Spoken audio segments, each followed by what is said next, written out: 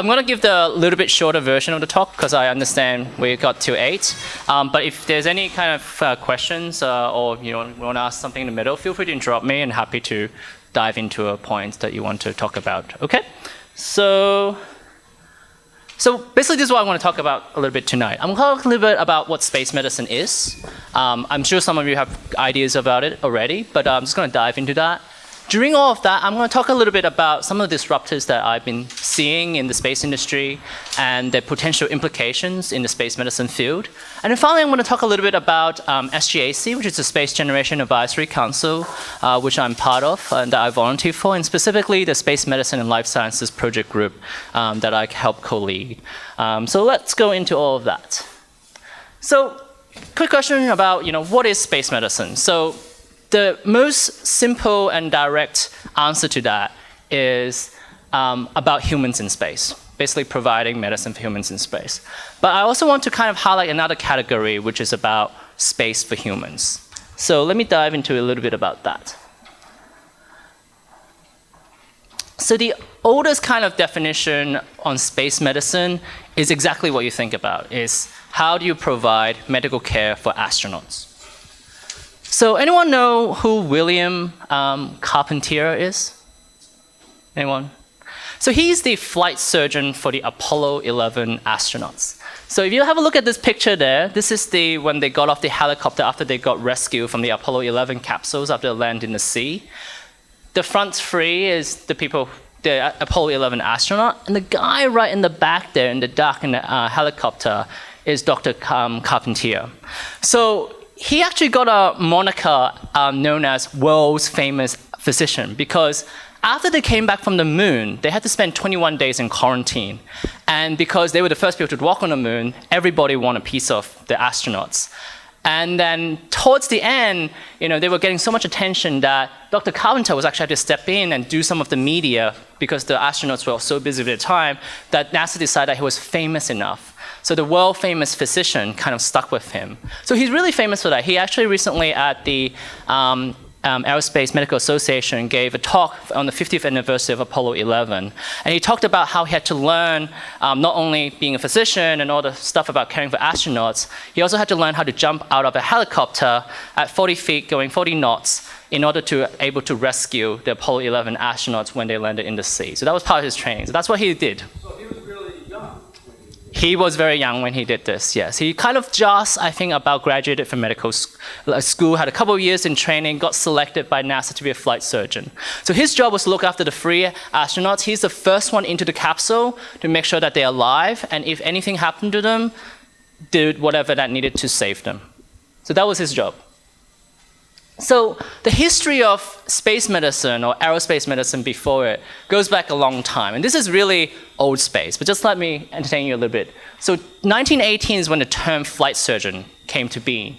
And it came from the military as doctors who flew with pilots. Because they figured out that in order for the pilot to trust the doctor to certify them to flight, they also had to know what flying is like. So flight surgeons have to know how to fly with the pilots. So flight surgeon came from that term. In 1929, a band of them came together and formed the Aerospace Medical Association, which is the oldest professional medical association dedicated to this field. In 1955, they actually became a board-certified specialty, like emergency medicine, internal medicine, so it's certified, so they have to be board-certified, have an exam. And then space medicine kind of grew out of that as astronauts went to space, and they figured out that most of the skills in aerospace medicine would be applicable to space medicine. So that's Aerospace Medicine Association. Now, the limitation of that in NewSpace term is pretty obvious. Now, number 6. Anyone had a guess what that might signify? 6 limitations. Sorry? 6 limitations. Not really. It's actually, there's only 6 people in space right now. Yeah. All right? So your population that needs medical care in space is pretty damn few. In fact, there's actually 2 doctors assigned to every astronaut in space. Like that's better doctor-patient ratio than most hospitals in the world. Huh? And in fact, there's only 571 people who have ever been to space up to this point. So you're not looking to grow much of an economy out of that. And in fact, all of the time in space combined is only 147 human years. So about 2 lifetimes.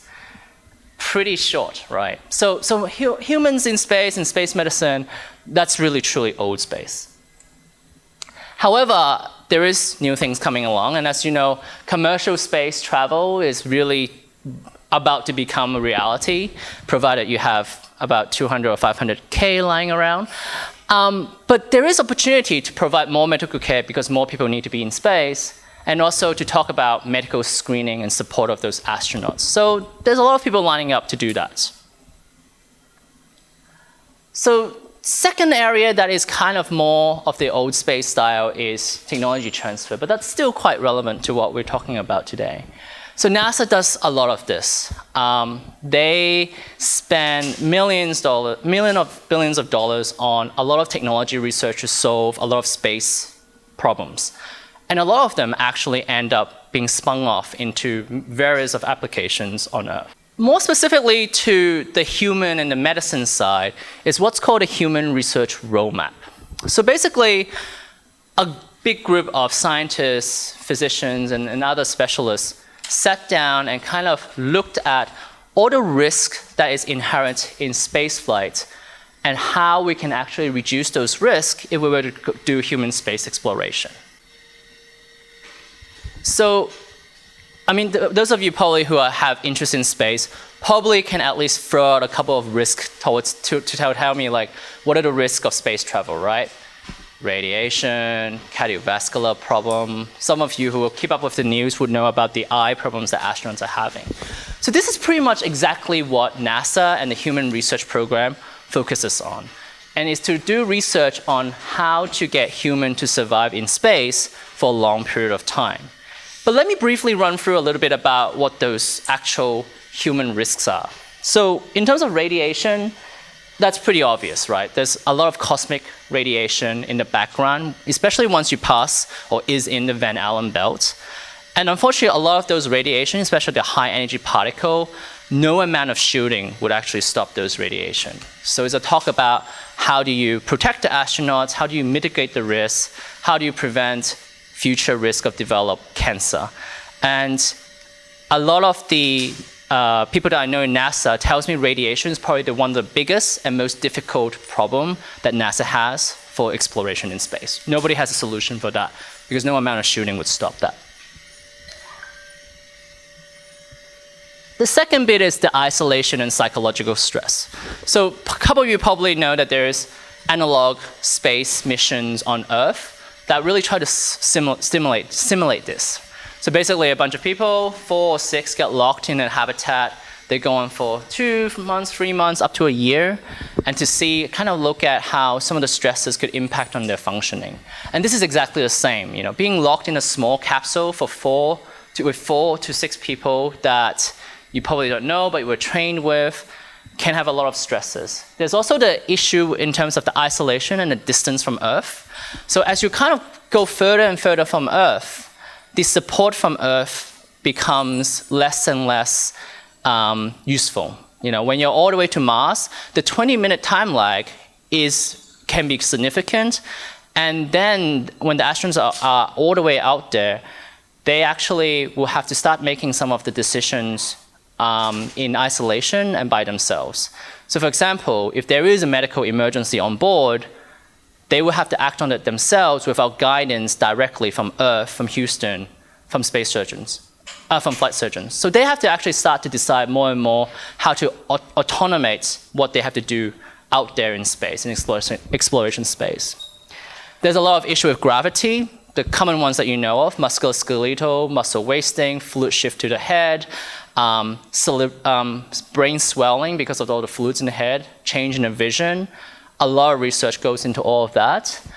And finally, the closed environment that you're breathing in a little metal tank where things just get recycled. So all 5 of those things, there's a ton of research on.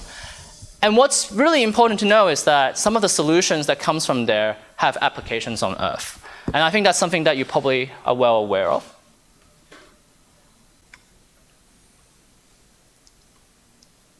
Okay. All right, so as we kind of going forward to the moon and onto Mars, those are the technologies that needs to be developed for us to survive out there. Because right now I can tell you, from a human perspective, that a Mars exploration is so risky to human health that NASA basically can't tolerate that risk, and nobody really should, because it's not gonna end up well. So all this technology spin-off from NASA technology, there's quite a lot out there, and NASA proudly say they have 1,500 spin-offs from the technology. This one, I think it's quite interesting. So ventricular assist device, so people who have heart failure, whose heart is not pumping, they can implant a temporary device to help the heart keep going until they get a heart transplant. And so initially the issues with those pumps is that they shred the red blood cells to the point where the patient keeps needing transfusion. And so some NASA engineer worked with Dr. DeBakley in Houston, Texas to come up with a better impeller for that device. And the impeller design is exactly the same from the space shuttle engine pumps. That was a better fluid dynamic design that they actually modified and put into that pump. And so that's some of the technology transfer that they're using at NASA to do this. Another example is that, as the space station is in a closed loop system, a lot of the water needs to pretty much be filtered and recycled as much as possible. So one of the applications of this is that water filter cartridge that filters almost 99.99% of all the contaminants in the water is now being implemented on Earth in dental clinics everywhere that filters the water line that goes to clean your teeth at your dentist. So that's another application of technology that was on the space station, that was developed for human health, that had an application on Earth. So as NASA and the current administration like to focus on going back to the moon, the disruptor on that is that there is a lot more interest in doing exploration. And that is going to fuel a next growth of technology that could potentially have implications on Earth. So that is a vast database of vast resources that even the chief medical officer, Dr. J.D. Polk, told me that we are not even scratching the surface of. They have a big data bank of patents that you have to dig through it to actually find resources. And potentially there is a lot of applications of those technology back on Earth that nobody had really looked at. And NASA just never had enough time to look into it. So that's where a second disruptor is. Now, I talked a lot about technology for humans in space, but I think a lot more interesting is space for humans, right? Because your customers, if you look at it from a finance and business perspective, there's only very few humans in space right now and in the nearby future. But there's a lot of people on Earth that can benefit from the space technology. So from a customer and business perspective, that's where a lot of the growth is. So I'm going to talk about in-space manufacturing. So who of you here have heard of Made in Space? Yeah, everybody. It's one of the most exciting companies around because they are really truly adapting a technology for 3D printing in space. Now, I use the most sci-fi picture available up there. But the reality is on the ISS, in-space manufacturing is still very, very early, but has a huge potential. So really the question is, what's unique about space that makes it useful to do in-space manufacturing? And I think at Berman last year, we came with a working group to think of different things that is unique about space. But the key thing is microgravity. It's really hard to get a sustained amount of microgravity anywhere else on the planet. It's really, you can only get it in space. So a lot of the in-space manufacturing makes use of that property as their business case. So let's talk a little bit about Made in Space, but more specifically, one of Made in Space's most promising product, which is the Zeppelin optical fiber. So this material has been around since like 1990s.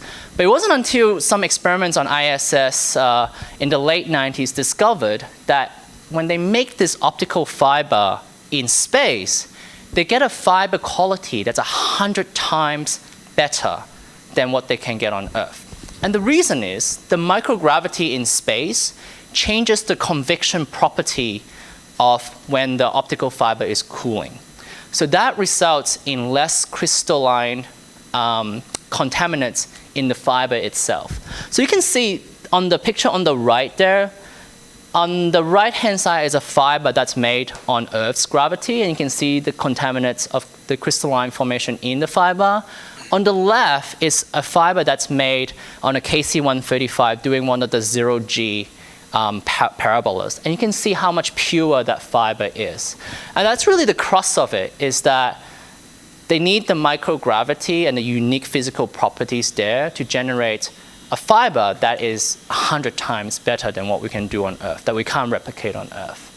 And so Made in Space, along with Thor Labs, designed a payload for ISS to really produce that. Now the issue is that that's still quite expensive to produce. So the implication for medicine is this.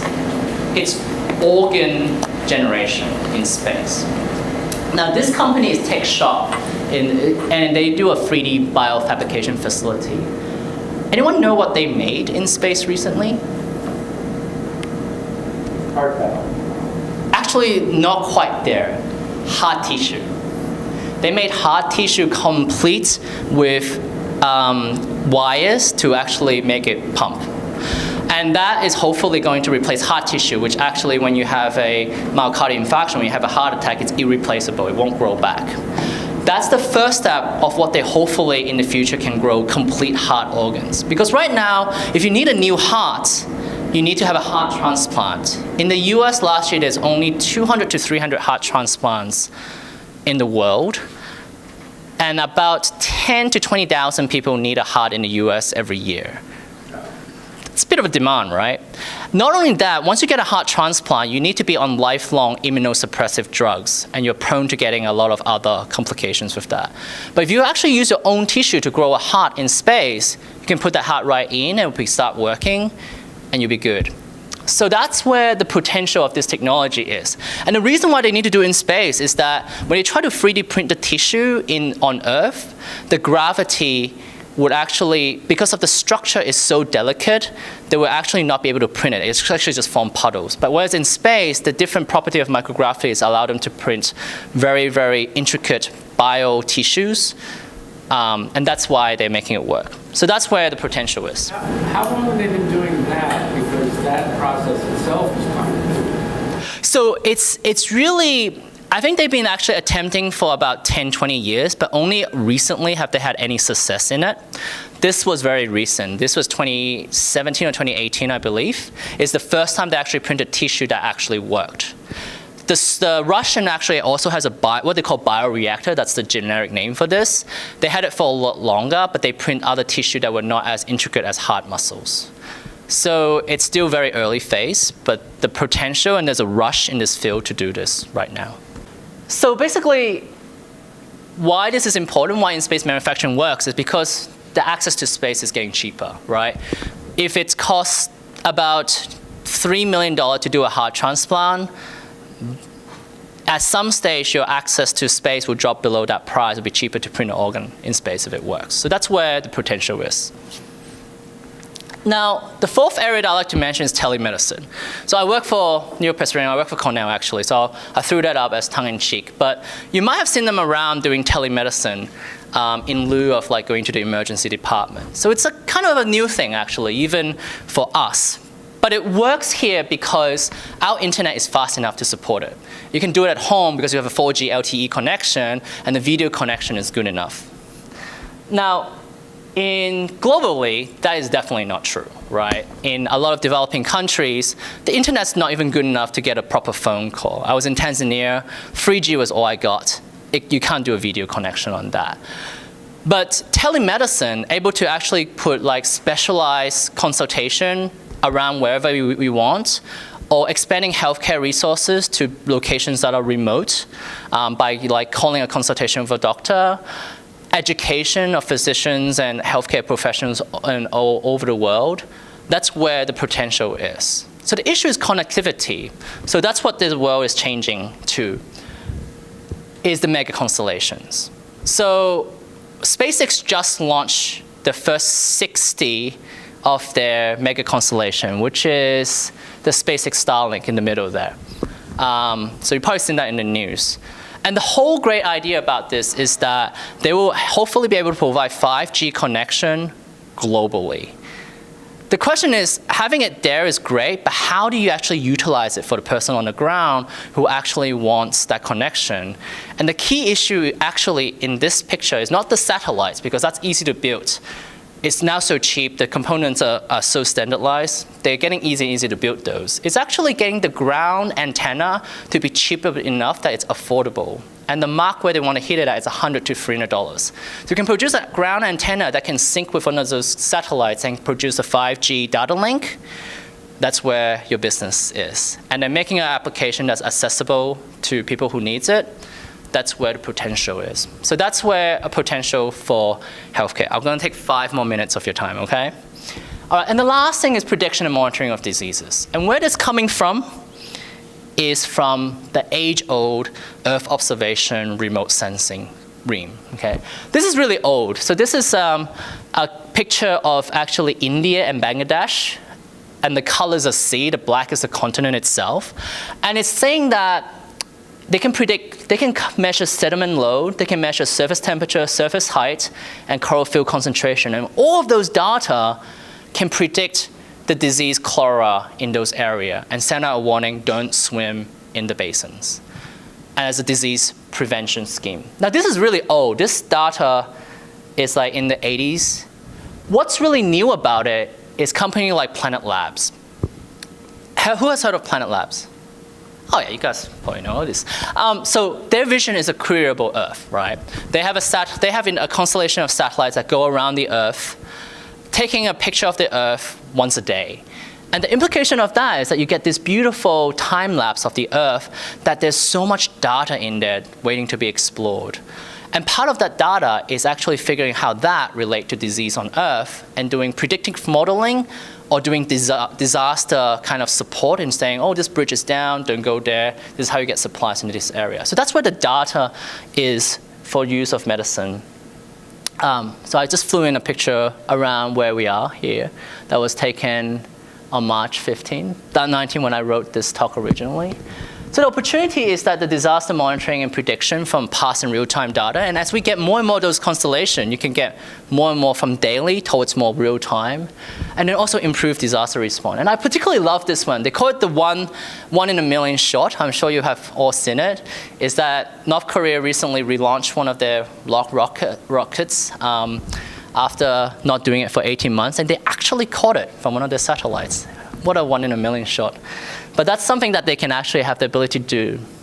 So just in quick summary, I talked a little bit about these 5 disruptors in the industry and how they potentially can impact in the space medicine field.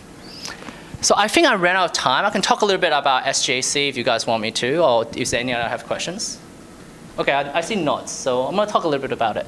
So Space Generation Advisory Council. So this is a student and young professional group for 18 up to 35 that was founded about 20 years ago in association with NewSpace 3, actually. They wanted a group of people that supports Yuen in its peaceful use of outer space mission. And so that's where SGAC come from. So no, it's not officially UN. We're a permanent observer. It's not a UN-run group. We're just a non-profit organization. But we have a close association with the United Nations Outer Space Affairs Office and also the International Astronautical Federation, because we've been around for a long time. We've been around for 20 years. And it was founded by the alumni of ISUs, actually, is where they really started. Here's a bunch of data about our organization from last year. We have 15,000 members worldwide, and our main thing that we do, and I have to be honest with you, is that we do a lot of events really well. in terms of networking events. So the biggest one for us is the Space Generation Congress, and that's held in conjunction with the International Astrological Federation Congress every year. So this year is in Washington, D.C. in October. So we hold it the 3 or 4 days beforehand. We also do one with the Space Symposium with Space Foundation, and that's called Space Generation Fusion Forum. That's in Colorado every year. And then we hold regional workshops all over the world. So this weekend I'm going to London for the European Space Generation Workshop. And the whole purpose of that is to bring people 18 to 35 together who love space, coming from all sorts of disciplines. So it's not just engineers. In fact, there's actually only maybe 50% engineers. A lot of policy people, business, entrepreneurs, a couple of doctors hanging around because we like those conferences. And just all those multidisciplinary, all talking about space stuff, basically. And so that's what one of the things we do best. And we offer scholarships, we offer a lot of connections across the world. One other thing that we do is we form project groups on topics that we have interest in. So there's at the moment 9 project groups. I think they're changing that a little bit around, but ours is pretty new. We just started in January. So a bunch of us who has particular interest in space medicine decide to come together to do a space medicine and life sciences project group. Because we have a lot of people who are doing research or have an interest in this area or want to practice in it, not just as a physician, but also in other fields. But nothing really kind of bring us together. So the first thing we want to do is as a global interdisciplinary platform where we can all talk with each other. We want to actually create tangible space applications that address healthcare issues on Earth.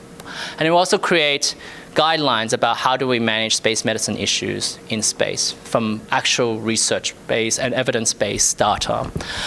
And really it's supposed to be a community of practice, that we all come from different backgrounds, all with different resources, that hopefully together we can actually do something tangible. And we started in January. So what we do right now is that we have a working group at the London European Space Generation Workshop. And then in Washington, D.C., we're also going to have a working group sponsored by Secure World Foundation on the topic of how do we use space technology for global health issues. We're also trying to run a hackathon just before that. And then we want to support projects that people are doing all over the world in the field of space medicine and life sciences. And then finally, we are part of the Yuen working group on space and global health. So this is a bunch of people actually mainly from a lot of the space agency from around the world. So the Chief Medical Officer of NASA, J.D. Polk, sits on it. The head of biotechnology at ESA is on it. JAXA's people, the Russian Space Agency, CNES from France. And what we're talking about is how do we use the technology and the knowledge that we know from space medicine and space technology to benefit global health and the Sustainable Development Goals. So that's us in Vienna. That's where we meet for Copious every year. And that's the actual meeting rooms. It's one of those formal UN meetings where it's very agenda-based. But really want to make an impact on this is what we want to do, because that's where we're hopefully going to generate an impact on the Earth. Okay, so that's what I want to talk about. Any questions?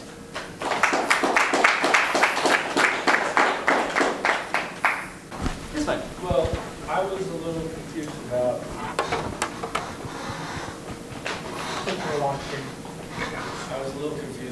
the antenna from the satellites for distribution of the 5G signal. Now, is that a 5G signal that's coming from the satellite down to the antenna and then redistributed, or? No, I think they're actually talking about individual terminals. The antenna for individual terminals to actually establish that connection. So that would be some sort of C-band or K-band coming down? Probably, yes. Yeah. Yeah. All right. So the problem is to make that flat antenna cheap enough that is accessible to people. Because right now those antennas are very expensive. Yeah, I don't know why that is, but okay, yeah. I'm not an electrical engineer. I'm a mechanical engineer, but I can't tell you about electrical.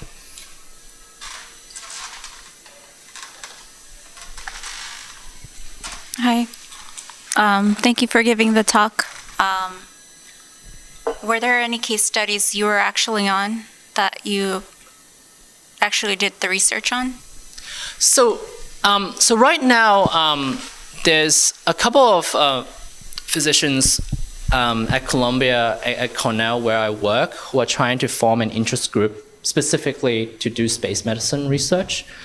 So we're actually coming up with projects for that, as well as projects for medical students and residents. These are very much medical and physiological focus because we're a medical school, that's what they fund us to do, right? So those are looking at those 5 risks that I looked at. So what we're looking at is actually understanding altitude sickness is what we're trying to look at. Oh, the other thing that I'm going to potentially be involved in is the Austrian Space Forum runs an analog mission about every 2 years. The last one was in Oman in 2018. And the next one is in Israel. And so it's like a 2-week analog mission where they have to support a bunch of analog astronauts out in the desert, pretty much like MDRS. So hopefully I'm gonna support that as a medical doctor for that mission. You were talking about creating the heart tissues in space. So how do they actually bring it down back to Earth? Because I know it's very delicate. So how do they do that? I don't think they're at that stage yet. Oh, okay. There's that. Hopefully, I don't think they actually gone to the point where they brought it back to see if it will work or not. They were testing it in space. That's how far they got. My understanding is that Cases runs a conference on organs every year. There's like a seminar on it, and there's a lot of group working on this because there's actually a lot of research on Earth looking at organ generation, although not a lot of people have any success. You read it, kidney cells and liver, lungs, all sorts of cells, but not a lot of people actually have success. So I think there's a lot of focus that Cases is trying to encourage this research to go to space because there's early success to indicate that this would be helpful. Yes.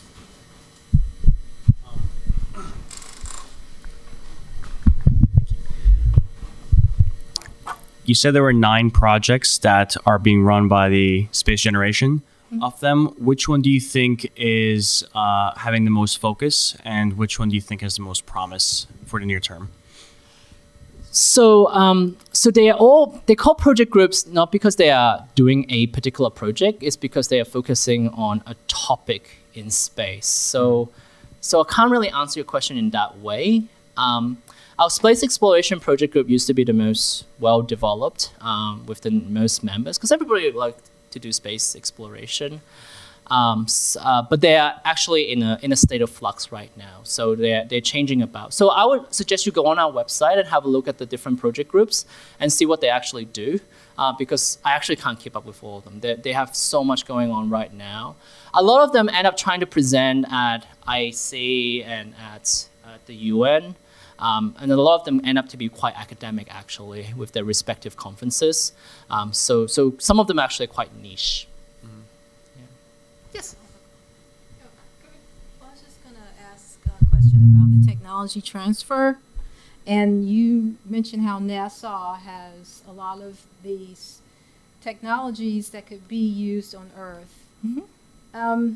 Are there any nonprofits or organizations that are engaging companies in interest of implementing this technology transfer? I mean, who's going out there and reaching out to the business community and trying to build these relationships? So NASA actually put in a lot of money to do that. If you ever look up Google like NASA technology transfer, and if you ever go to like a space conference, they always have a stand talking about technology transfer because they know they're sitting on a pile of patents. They have a proven way of doing this and doing licensing. They really want to get this technology out there because it's actually going to generate revenue for them. So NASA doesn't have to only depend on taxpayers' money to actually survive. So they really want to do that. One of the organizations that I know of is TRISH, which stands for Translational Research Institute for Space Health, TRISH. They're based in Houston at Baylor.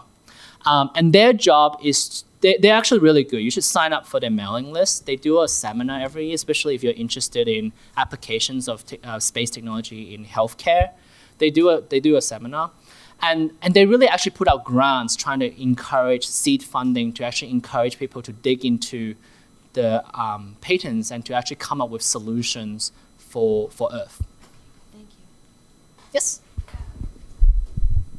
So on one of your earlier slides, you showed all the different ways, all the different impacts that that are possible in space on people's health, like radiation, isolation. So you talked a little bit about how those can impact people's health negatively. You also shared an example of how, like, gravity, for instance, can be a positive force for health. I'm curious which of those potential impacts you see the most promise in for future innovation or opportunities. So they are all very, very big fields.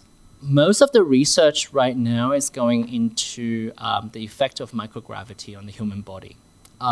Some of the most promising research is actually on bone loss and cardiovascular changes, because we see that a lot on Earth. So, for example, bone loss, there's actually a lot of research in this, is to try to prevent bone loss happening in astronaut in space. So right now they do like an hour, 2 hours of like exercise to mitigate that. But if they actually figure out what the targets to look at, like for drug targeting and to kind of prevent that, one of the biggest killer, I guess, for elderly people is hip fracture, and that comes from bone loss. So that's where your implication is that if you're able to develop a better drug that can actually prevent bone loss or actually rebuild bone, that's where your implication is on Earth, and that's tremendous, right? That impacts on so many people. That's how the potential is. Whether in reality there is an answer to that, we don't know. There's a lot of potential, but not a lot is proven, and a lot of these risks, some would think, sadly, that may not be conquerable, because human body evolved at 1G. We're just not supposed to be in 0G. Thanks. Thank you very much, Anthony. If you guys want to talk to him afterwards, you're welcome to. Yeah, come up. So this is NewSpace NYC. And thanks, Anthony, for presenting. Good luck in London. And for anyone that's new, this is our first one this year. We're a little bit slow this year, but hopefully if anyone has any ideas or anyone wants to present, just let me know. And I'm open to that. Thank you, Jolly. Thank you, Carly, for letting us stay. And that's it. Thanks, guys.